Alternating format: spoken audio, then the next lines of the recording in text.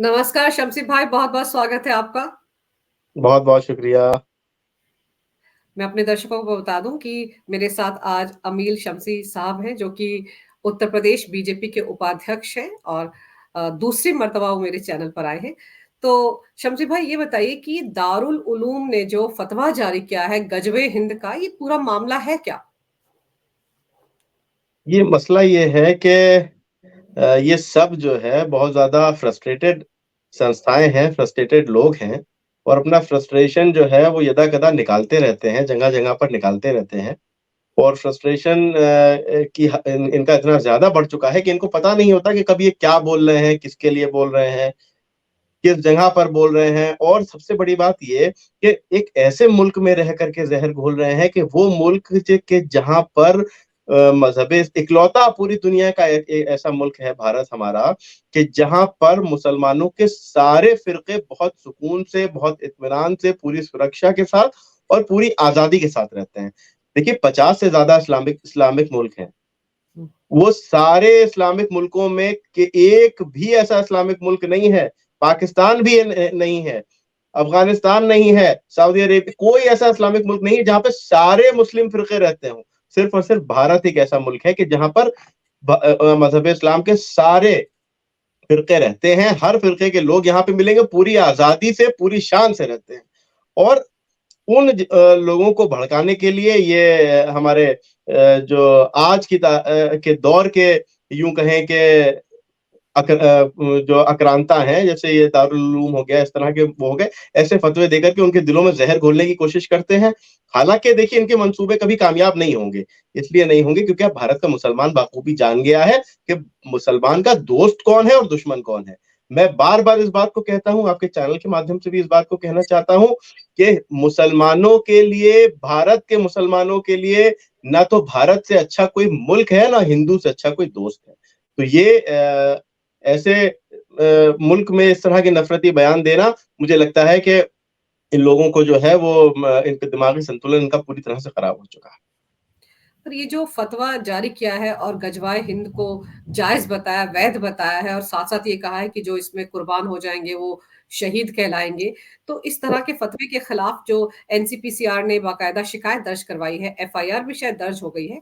तो हाँ। कैसे देखना चाहिए इस मामले, क्योंकि हम और आप तो समझते हैं कि ये गलत है, लेकिन ये जो दारुल उलूम है इनके तो कई मदरसे चलते हैं, छोटे-छोटे बच्चों को पढ़ाया जाता है। जब उनके मन में बचपन से ही ज़हर घोला जाएगा, तो बड़े होकर वो क्या करेंगे? आपके सवाल में आपका जवाब है। देखिए इन लोगों का मकसद क्या है? इन देखिए एक मिसाल दी जाती है ना कि बूढ़ा तोता नहीं सीखता। हुँ। सीखता वही तोता है जिसको आपने बचपन से सिखाया हो। ये छोटे-छोटे बच्चों को मदरसे में भर के, मदरसों में दाखिल करके, जिनके माँ-बाप उनको नहीं भेजना चाहते, उनको वज़ीफ़े की लालच दे करके मदरसों से ये बुलाते हैं, बुला करके उनके दिमागों में ऐसे ही ज़हर घोलते हैं, ताकि जब वो जवान हो तो उनके दिमागों में ज़हर घुल चुका हो। और ज़हर किसके खिलाफ? अपने ही मुल्क के खिलाफ। ज़हर किसके खिलाफ? अपने ही भाइयों के खिलाफ। ज़हर किसके खिलाफ? अपने ही देश के नागरिकों के खिलाफ। और सिर्फ ऐसा नहीं है, ये कोई गलतफ़हमी में ना रहे कि ये सिर्फ हिंदुओं के खिलाफ ज़हर घोलते हैं। ये हर उसके खिलाफ ज़हर घोलते हैं जो इनकी विचारधारा से अलग है। शिया इनकी विचारधारा से अलग है, ये शियों के खिलाफ ज़हर घोलेंगे। बोरी समाज इनकी विचारधारा से अलग है, ये उनके खिलाफ ज़हर घोलेंगे। सूफ़ी इनकी विचारधारा से अलग है, ये उनके खिलाफ ज़हर घोलेंगे। तो जो इनकी विचारधारा के खिलाफ होगा, ये उसके खिलाफ ज़हर घोल करके और उसके लिए जो है वो बच्चों के दिलों में नफ़रतें पैदा कर देंगे। ये इनका एक बहुत बड़ा एजेंडा हमेशा से रहता है। दूसरी बात ये कि देखिए ये जो कहते हैं, ये सबसे पहली बात कि ये कुरान को और जो हमारे इस्लामिक हदीस। हुक्म है, उनको गलत तरीके से पेश करते हैं। मैं एक बात बता दूँ, कोई भी बड़े से बड़ा मुस्लिम स्कॉलर इस बात को डिनाई नहीं कर सकता, जिस बात को मैं आपके सामने कहने जा रहा हूँ। जिस वक़्त हुज़ूर सरवर कायनात हज़रत मोहम्मद मुस्तफ़ा सल्लल्लाहु अलैहि वसल्लम दुनिया से रुखसत हुए, उस वक़्त अपने आखिरी लफ्ज़ में उन्होंने ये कहा था अपने मुसलमानों से कि मैं तुम्हारे दरमियान 2 चीज़ें छोड़ कर के जा रहा हूँ। एक खामोश कुरान, दूसरा बोलते हुए अहले बैत। एक खामोश कुरान, दूसरा बोलते हुए अहले बैत। अहले बैत कौन? रसूल के परिवार वाले। रसूल के परिवार वाले। इन लोगों ने क्या किया? इन जैसे कट्टरपंथियों ने क्या किया? कुरान को तो ले लिया, लेकिन हुँ। अहले बैत के दुश्मन हो गए। अहले बैत को कत्ल किया, इसका सबसे बड़ा सबूत है करबला में किसको शहीद किया था? करबला में शहीद किया था इमाम हुसैन को। इमाम हुसैन कौन? हुजूर सरवर कायनात के नवासे, उनकी इकलौती बेटी जनाब फातिमा जहरा के बेटे, उनको करबला में आपने शहीद कर दिया। क्यों इन लोगों ने शहीद किया? इसलिए शहीद किया क्योंकि ये नहीं चाहते थे कि इनकी जो मेंटालिटी है वो उसको सुधारने के लिए कोई आगे आए। ये चाहते थे कि हमेशा जो ये कुरान की बातों का दुरुपयोग करें। कुरान में कहीं ये कहते हैं, कुरान में लिखा है जंग के, कुरान साफ हुक्म देता है कि उनके खिलाफ जंग करो कि जो तुमसे जंग करने आए, या कुरान जंग का अधिकार उनको देता है कि जिन्हें घरों से निकाल दिया गया हो। सीधे सीधे लफ्जों में कहे तो कुरान जंग का अधिकार कश्मीरी ब्राह्मणों को देता है कि जिन्हें उनके घरों से रातों रात तुमने निकाल दिया। तुम्हें जंग का अधिकार नहीं देता। तुम जो है वो गजवाए हिंद क्या आ करके आक्रांताओं ने हिंदुस्तान पर कब्जा किया? नहीं किया। इस बात को डिनाई नहीं कर सकते। कहां से आए थे? क्या मंसूबे लेकर के आए थे? आज आकर के सब बड़ा वो कर देते हैं, अरे साहब ये मुगलों ने तो ये दिया, मुगलों ने तो वो दिया। अरे भाई साहब, मुगलों ने जो दिया, जो लिया, उसकी जिक्र कौन करेगा? उसके बारे में कौन बात करेगा? आज हमारे देश में उसी विचारधारा के लोग आज भी बैठे हुए हैं, जो मुसलसल लगातार इस तरह के जहर घोलने की बात करते हैं, जिनके दिमागों में यह है कि किसी तरह से कट्टरपंथी तमाम भारत के सारे मुसलमानों के दिलों में घोल दी जाए और हिंदू और मुसलमान के बीच में एक ऐसा तफरीका और एक ऐसी दरार पैदा कर दी जाए कि जो कभी भर ना सके। लेकिन मैं बता देना चाहता हूं कि आज भारत का मुसलमान जागरूक हो रहा है। वो ऐसे लोगों के बहकावे में नहीं आएगा। ऐसे ये जो चाहे ये देवबंद जितने फतवे देना हो दे ले, जितनी भी हर भारतीय मुसलमान इनकी असलियत को बाखूबी जान चुका है, बाखूबी जानता है। अब इनके बहकावों में कोई नहीं आएगा, क्योंकि उनको पता है कि ना तो ये सही कुरान बताते हैं, ना ये सही शरा बताते हैं। ये 3 तलाक जैसे काले कानून इस्लाम के नाम पर लागू करके अपनी ही औरतों पर जुल्म करते हैं। ये वो विचारधारा के लोग हैं। और मुसलमान ये बात देख रहा है कि उन पे अत्याचार कौन करता था और उनकी मदद किसने की। उन पे अत्याचार करते थे ऐसे ही तथाकथित धर्मगुरु, और उनकी मदद की है नरेंद्र मोदी ने, भारतीय जनता पार्टी की सरकार। और सबसे अहम बात यह है शम्सी भाई कि आप ये देखो कि दारुल उलूम तो इस तरह के फतवे बड़े लंबे समय से जारी करता आ रहा है, लेकिन कभी भी उनके खिलाफ कोई कार्रवाई नहीं हुई। अगर आप इस देश में रहते हैं, इस देश के कानून को भी नहीं मानते हैं और ऐसे मासूम बच्चों को भड़काने वाली बातें करेंगे और एक तबके को ये बताने की कोशिश करेंगे कि देखिए गजवाए हिंद तो आज भी चल रहा है, बिल्कुल जायज है, आप तो इसमें शहीद कहलाएंगे, तो एक तबका तो ऐसा होगा ना शम्सी भाई जो इनसे बहकता होगा और इनके कहने पर चल निकलता है, सड़कों पर उतर जाता है, वो कौन मरने मारने को उतारू हो जाता है। वो तबका वही है तबका जिनको ये लोग आपने देखा होगा कि अक्सर जुमे की नमाजों को ये लोग अपना सेंटर बनाते हैं। जुमे की नमाज क्या है? जुमे की नमाज में एक आम मुसलमान, चाहे वो गरीब हो, एक छोटा पंचर बनाने वाला हो, चाहे वो इंडस्ट्रियलिस्ट हो, चाहे वो पॉलिटिशियन हो, चाहे वो जितना बड़ा हो, चाहे वो जितना छोटा हो, जुमे के दिन वो वक्त निकाल करके अपने करीबी मस्जिद में जाकर के नमाज जुमा अदा करता है। बड़ी मस्जिदों में ज्यादा लोग जाते हैं, जो आसपास की मस्जिदें हैं वहां थोड़े कम लोग जाते हैं। ये लोग क्या करते हैं? उन मुसलमानों का इस्तेमाल करते हैं, उनमें अपने लोगों को प्लांट कर देते हैं। उन लोगों को प्लांट करके उनको, क्योंकि वो लोग होते हैं कि जिनका ब्रेन वॉश कर चुके होते हैं, उनको इस्तेमाल करके और उनको ला करके सारे जो है वो दिखाने की कोशिश करते हैं कि सारे मुसलमान देखो जो है वो हमारे साथ है, सारे मुसलमान हमारे बहकावे में आ चुके हैं। लेकिन वो वही एक तबका है कि जो उनके बहकावे में आता है, जिनको बचपन से लेकर के जवानी तक ये जहर घोलते रहते हैं, जिनके दिलों में जहर घोल करके उनके दिलों में इतनी नफरतें पैदा कर देते हैं कि फिर उनको कुछ समझ में नहीं आता। तबका हर वो मौलाना, हर वो, चाहे मैं साफ कह दूं कि चाहे वो ये क्या नाम है इनका, तौकीर रजा हो, चाहे शफीकुर रहमान बर्क हो, चाहे ये असदुद्दीन ओवैसी हो, चाहे कोई या देवबंद के मौलवी हो, कोई ऐसा मौलवी नहीं है कि जिनका कोई जनाधार हो। ये मुसलमानों को बहका करके और उनके मॉब का गलत इस्तेमाल करके मुसलमानों को ही बदनाम करने का काम कर रहे हैं। और एजेंडा क्या है कि सिर्फ और सिर्फ ये मुसलमानों के लीडर बने रहे, मुसलमानों के लीडर दिखते रहे, ताकि तथाकथित जो सेक्युलर दल है वो इनके साथ डील करे और मुसलमानों के वोटों को ये बेच सके, मुसलमान को वोट बैंक बना सके। आपने कहा कि इन पर कोई कार्रवाई क्यों नहीं होती? बड़ा मुख्य कारण है कि इनके ऊपर अगर अभी हम आज की तारीख में इन पे कार्रवाई शुरू हो जाएगी तो ये सारे तथाकथित सेक्युलर दल एक होकर के खड़े हो जाएंगे और ये संदेश देंगे कि देखो मुसलमानों पर कितना जुल्म कर रहे हैं, देखो मुसलमानों पर अत्याचार हो रहा है, वो ये नहीं देख रहे कि जिनकी बात ये कर रहे हैं क्या वो मुसलमानों के दोस्त हैं या वो मुसलमानों के दुश्मन हैं। मैं साफ तौर से बता देना चाहता हूं, मुसलमान का दोस्त सिर्फ और सिर्फ वही है कि जो मुसलमानों की तरक्की की बात करेगा, जो मुसलमानों के अधिकारों की बात करेगा, जो मुसलमानों को विकास की बात करेगा, मुसलमानों को मुख्य धारा से जोड़ने की बात करेगा। और भारत का मुसलमान, भारत का युवा मुसलमान, भारत की महिला मुसलमान इस बात को बाखूबी समझ रही हैं कि मुसलमानों को मुख्य धारा से जोड़ने के लिए अगर कोई आगे आया है तो भारतीय जनता पार्टी की सरकार आई है, नरेंद्र मोदी जी का नेतृत्व आया है। अब ये तथाकथित सेक्युलर जो मुसलमानों को बहका करके, उनको हका करके उनके वोटों का हासिल कर लिया करते थे, उनकी दुकानें बंद होने की कगार पे आ गई हैं। सीधा परिणाम है, आप देख लीजिएगा, आगामी लोकसभा चुनावों में भारी संख्या में मुस्लिम बहनें नरेंद्र मोदी को वोट देने वाली हैं। और फिर आपने अभी तौकीर रजा का नाम लिया, देखो उन्होंने भी एक दिन जुम्मे की नमाज पे क्या तमाशा किया था, जब वो काशी में, याद होगा आपको, व्यास जी के तहखाने में पूजा अर्चना करने का अधिकार वहां की जिला अदालत ने दिया था। उसके बाद उन्होंने कितने सारे लोगों को इकट्ठा करके मतलब सरेंडर किया कि मैं तो गिरफ्तारी देने जा रहा हूँ, ये सारा तमाशा क्या था। लेकिन आज की तारीख में बिल्कुल बंद है, अब उनकी बोलती बंद हो गई, अब वो ऐसी वैसी बातें नहीं कर रहे हैं। जबकि वो कह रहे थे कि वो अरे अगर ये कंट्रोल से बाहर हो गए युवा तो बहुत बवाल हो जाएगा, तब कौन संभालेगा हालात को, इस तरह की धमकियां दे रहे अंजू थे जी, कुछ दिन आप देखिए, ये एक बहुत बड़ी साजिश होती है, बड़ा प्रोपेगेंडा होता है। ये पहले। खुद को मुसलमानों का लीडर साबित करने के लिए मरे जा रहे होते हैं। इसका आपने कहा जुमे के दिन इन्हीं ने ऐसा किया, मैं बार बार इस बात को कह रहा हूं, ये जुमे के की नमाज पढ़ने आए नमाजियों का गलत उपयोग करते हैं। उनमें ये अपने लोगों को प्लांट करके रखते हैं जो कि गलत पत्थरबाजी कर दें या जो है वो आगजनी कर दें, इस तरह के लोग हो, ताकि उनको देख करके 2 4 10 युवा और बेचारे बहक जाए, उनको भी जोश आ जाए और एक अफरा तफरी का, एक दंगे का माहौल बन जाए और इनके गुंडे तो भाग जाए और गरीब मुसलमान फंस जाए। मुसलमानों के हितैषी नहीं है ये, मुसलमानों को इस्तेमाल करते हैं कि जुमे के को नमाज जुमा को टारगेट करते हैं। ये लोग नमाज जुमा में आए आम मुसलमानों का इस्तेमाल करते हैं, उनको बहकाने की बात करते हैं।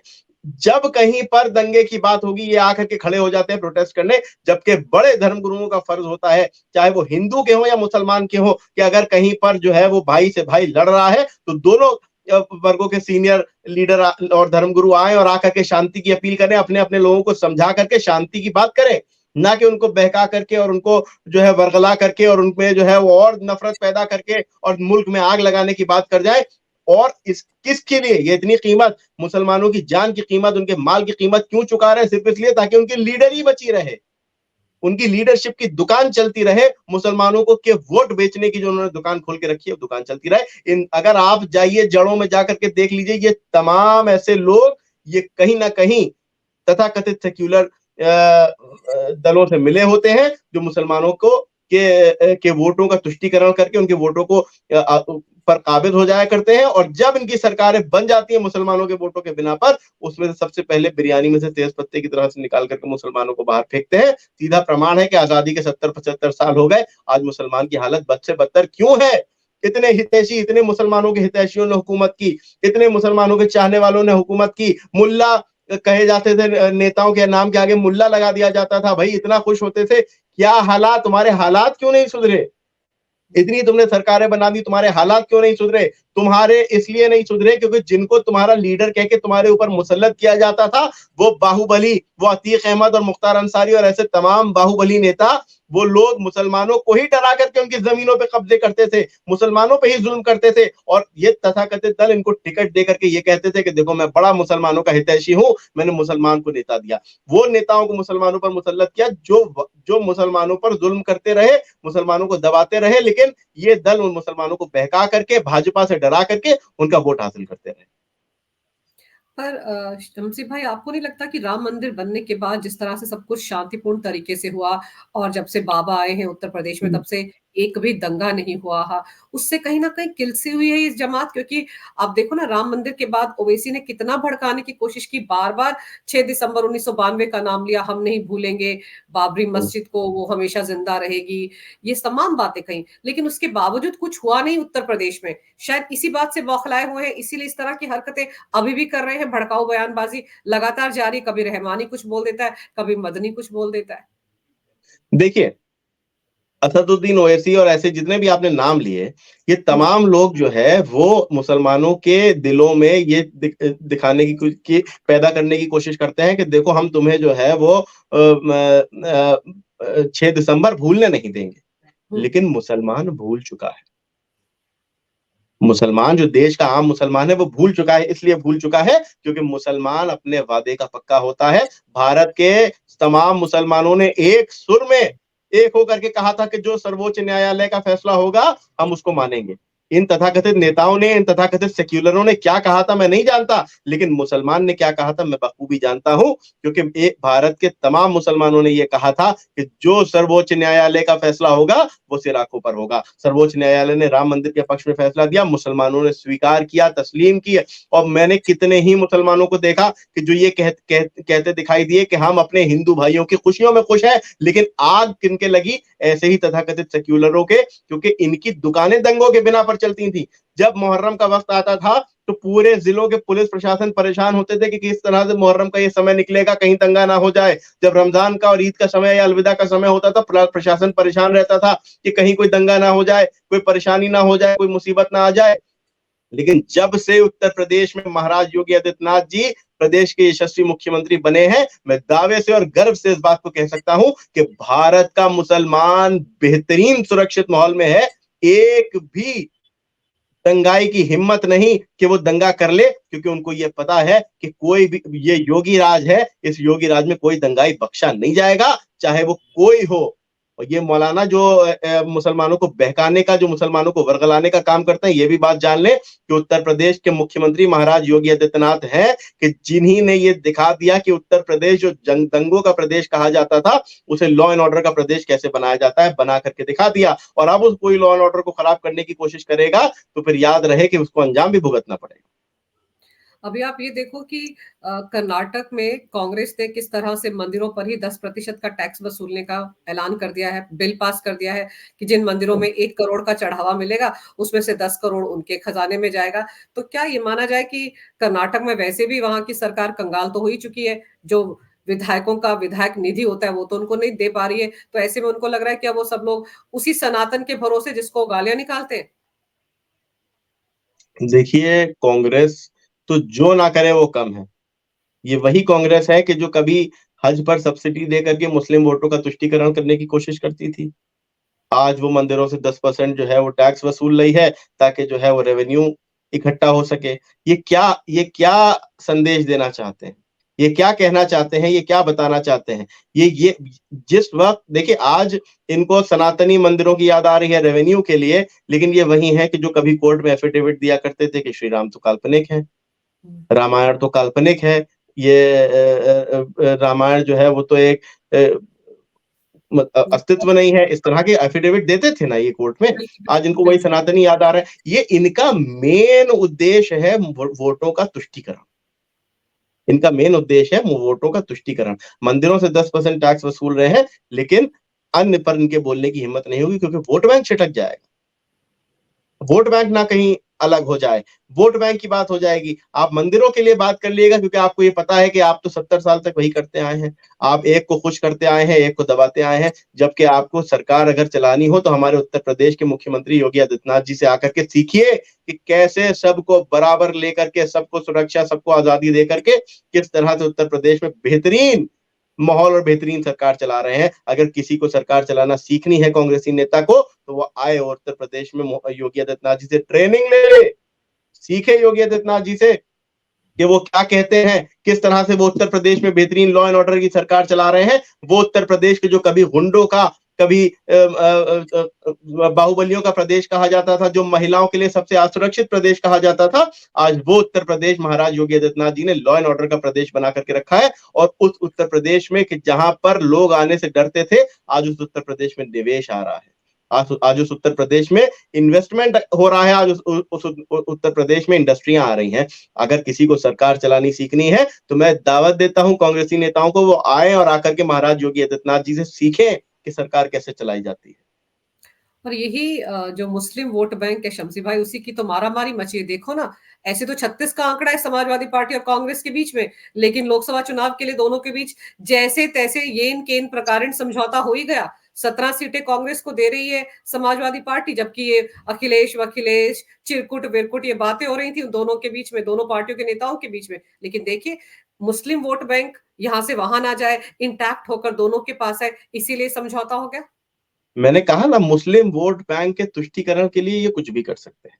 मुसलमानों के वोटों का इस्तेमाल करने के लिए ये कुछ भी कर सकते हैं। यही तो कारण है कि इन्होंने अपने सारे उन लोगों को एक्टिव कर दिया है कि जो मुसलमानों के वोटों को बेचा करते हैं, जो मुसलमानों को बरगला करके उनके वोटों को राजनीतिक दलों के आगे बेचा करते हैं, उन सबों को इन्होंने एक्टिव कर दिया है कि कहीं मुसलमान वोट बैंक ना छिटक जाए। लोग कह रहे हैं साहब मुसलमान जो है वो इस बार लोकसभा में समाजवादी को नहीं कांग्रेस को वोट देगा, दोनों एक हो जाओ, मुस्लिम वोट बैंक अलग हो गया तो कहीं भाजपा के साथ चला गया तो हमारी तो जमानतें जब्त हो जाएंगी, हमें तो कहीं पर एक को सीट नहीं मिलेगी। लेकिन इस बात को जान ले, ये मुसलमान वो मुसलमान नहीं है कि जिसे तुम बहकाते बरगलाते आए थे। ये मुसलमान वो मुसलमान है कि जो जागरूक हो रहा है, जो अपने देश के साथ, अपने देश के विकास के लिए, अपने देश अखंड भारत के लिए कंधे से कंधा मिला करके अपने देशवासियों के साथ चलेगा। अब मुसलमान इनके बहकावे में आना नहीं चाहता और ना आएगा। अभी आगामी लोकसभा चुनावों में देख लीजिएगा, चाहे कितनी, देखिए इनके एक्सपेरिमेंट सिर्फ और सिर्फ मुसलमान वोटों के इर्द गिर्द घूमते हैं।